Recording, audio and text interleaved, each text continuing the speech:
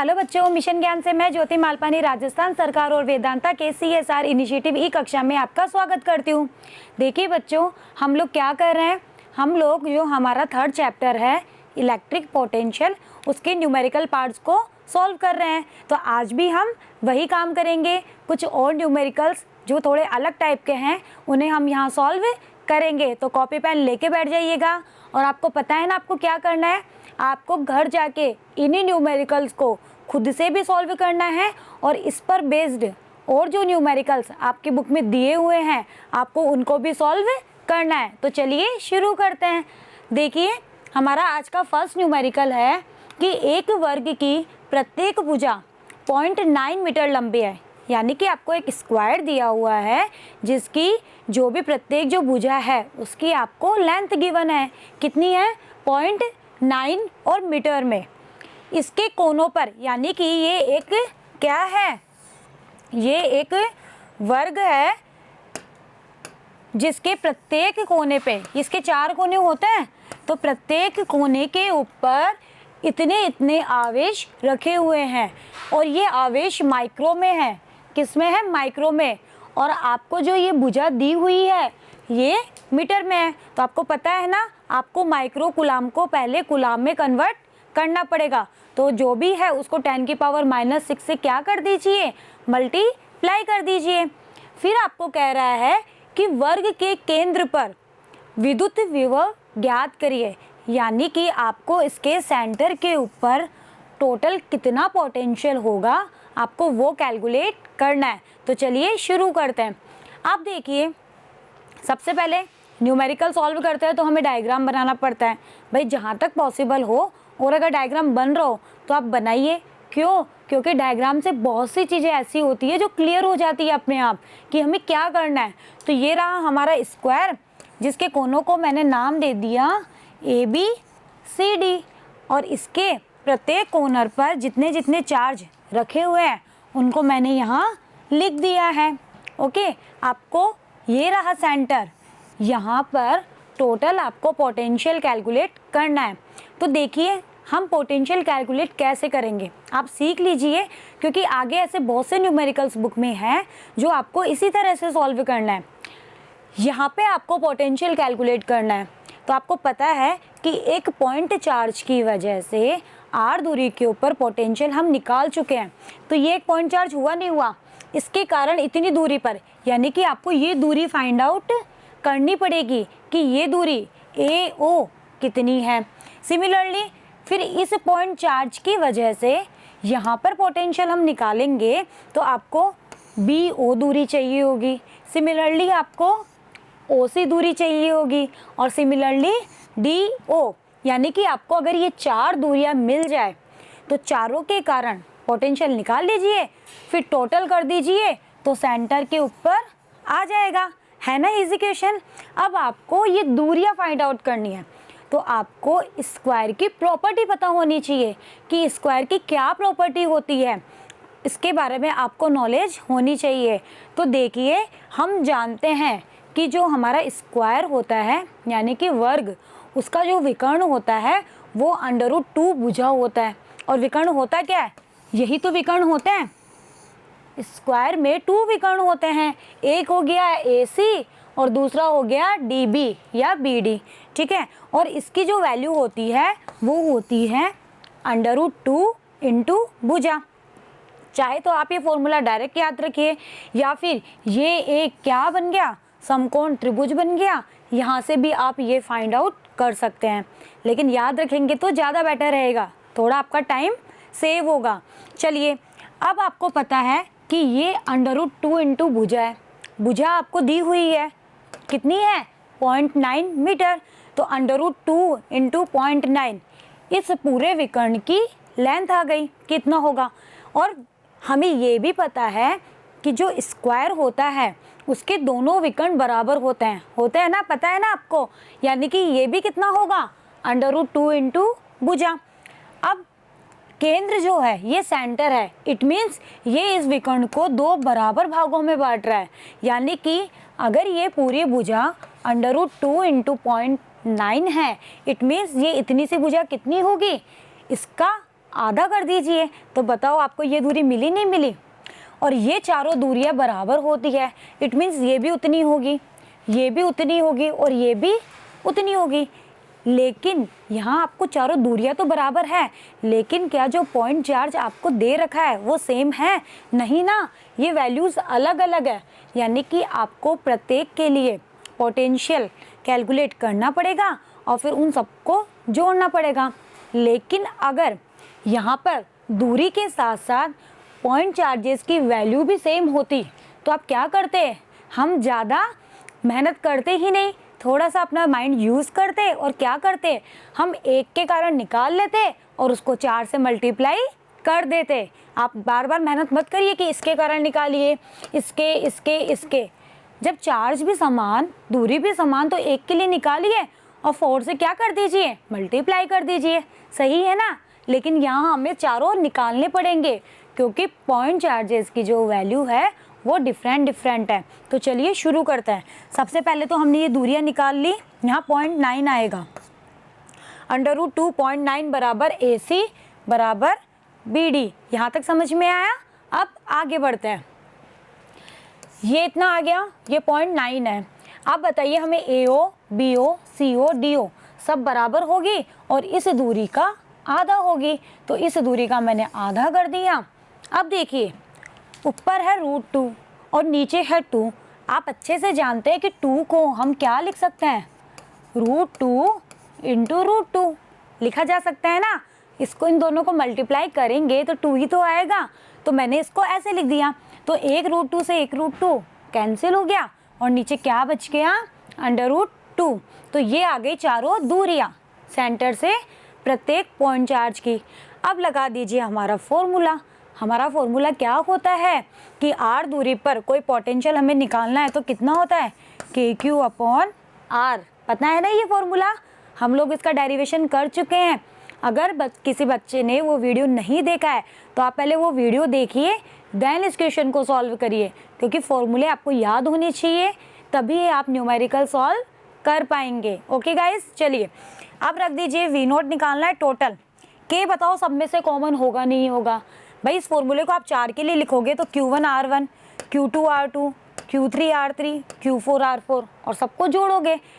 K क्या है, constant, ये तो सबके लिए क्या रहेगा, कॉमन।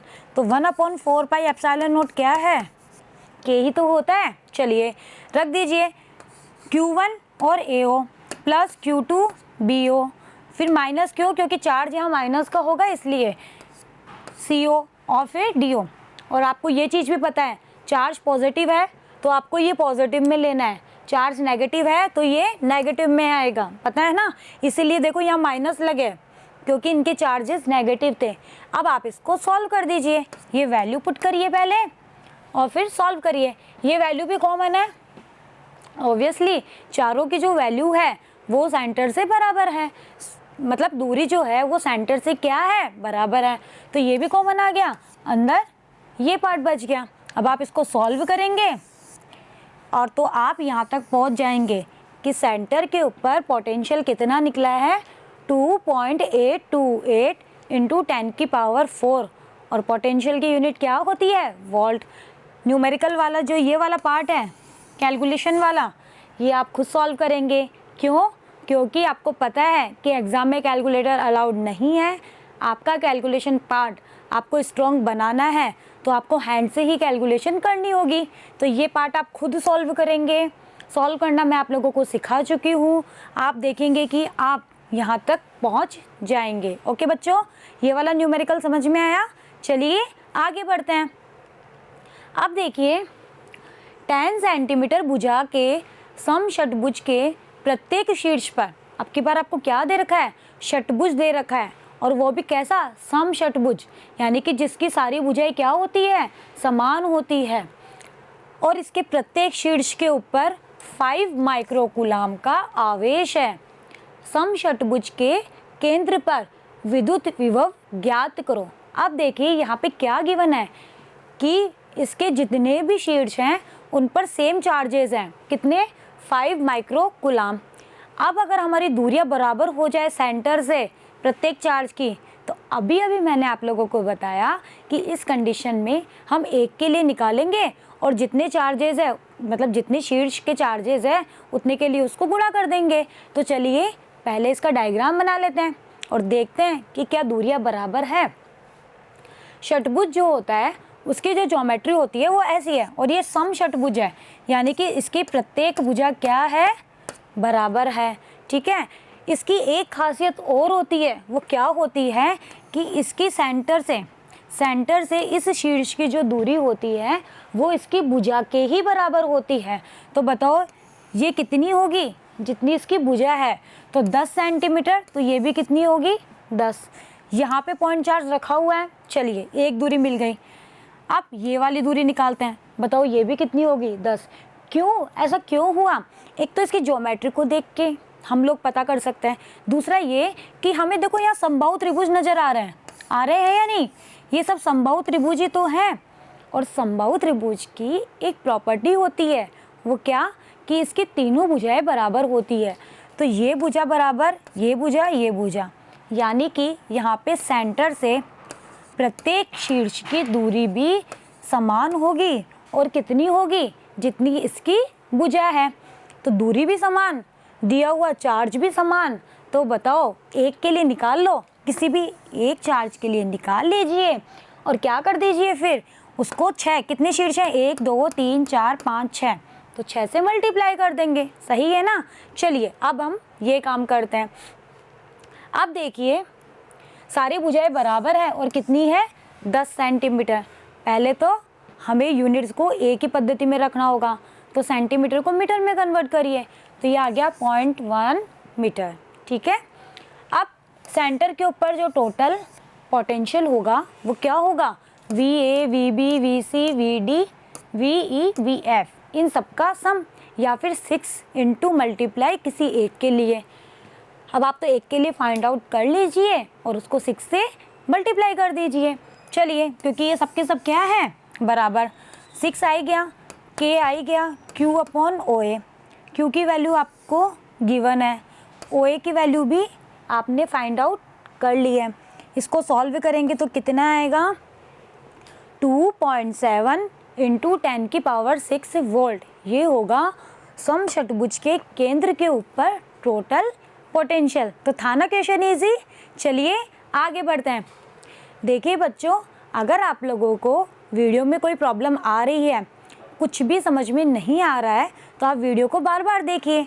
आपके पास ही है वीडियो, जितनी मर्जी हो उतनी बार देखिए, लेकिन जो भी चीज़ है जो आपको समझ नहीं आ रही है उसको क्लियर करके आगे बढ़िए, वरना वो आगे तक क्या होगी, प्रॉब्लम ही बनती रहेगी। चलिए नेक्स्ट क्वेश्चन पे आते हैं। एक विद्युत द्विध्रुव, अब की बार क्या दे रखा है आपको, डाइपोल दे रखा है, के आवेशों, यानी कि जो डाइपोल पे जो 2 आवेश होते हैं उनकी वैल्यू गिवन है, -1 माइक्रोकूलाम और +1 माइक्रोकूलाम, और उनके बीच की दूरी, ऐसा होता है हमारा डाइपोल, ये माइनस क्यों, ये प्लस क्यों, बीच की दूरी को हम d माना करते थे, याद आ रहा है।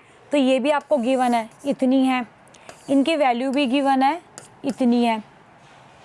द्विध्रुव के केंद्र से 2 इंटू 10 की पावर -6 मीटर, इसका सेंटर का होगा यहाँ कहीं बीच में, इसके केंद्र से इतनी दूरी पर, r दूरी पर, और r की वैल्यू है ये, पर स्थित किसी अक्षीय बिंदु, और बताओ ये अक्ष पे है या नहीं, भाई ये एक्सियल लाइन ही तो है डाइपोल की, पर आपको पोटेंशियल कैलकुलेट करना है, यानी कि आपको इस बिंदु के ऊपर पोटेंशियल बताना है जो इसके सेंटर से इतनी दूरी पर स्थित है। चलिए करते हैं। अब देखिए डायग्राम बना लिया हमने, ये रहा हमारा द्विध्रुव, ये बीच की दूरी, और सेंटर से ये रही r दूरी। ओके, चलिए पहले तो हमें Q का परिमाण निकालना है, 1 माइक्रोकूलाम, कन्वर्ट कर लीजिए 10 की पावर -6 कूलाम। अब D हमें गिवन है, मीटर में है, सही है। अब आपको बहुत अच्छे से पता है कि जो डाइपोल होता है उसके दोनों चार्जेस की जो बीच की दूरी होती है वो बहुत छोटी होती है ना, यही तो डाइपोल की प्रॉपर्टी है, यानी कि इस r के कंपेयर में ये दूरी बहुत छोटी है। और आप वैल्यू से भी देख सकते हो, आपको बहुत छोटी नज़र आ रही है। द्विध्रुव के अक्ष पर हमने ये डेरिवेशन किया है। द्विध्रुव के अक्ष और द्विध्रुव के निरक्ष पर हमने पोटेंशियल कैलकुलेट किया है।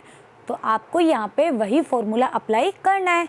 अक्ष पे पूछ रहे हैं तो अक्ष पे चलिए, कितना होता है kp/r² होता है ना। चलिए वैल्यू पुट कर दीजिए। p क्या होता है? p होता है डाइपोल मोमेंट और इसकी वैल्यू होती है कितनी? q × d। यहाँ आपको डाइपोल मोमेंट गिवन नहीं है, लेकिन आपको q गिवन है, d गिवन है।